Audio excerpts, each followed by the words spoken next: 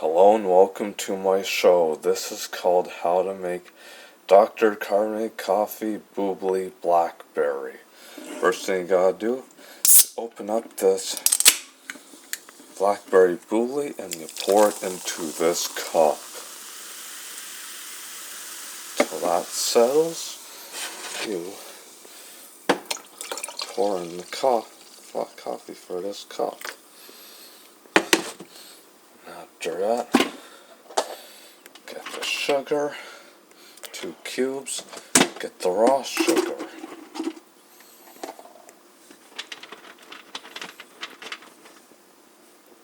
Two cubes.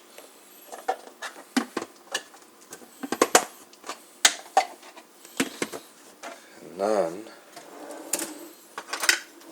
with a spoon, stir it all up until it dissolves.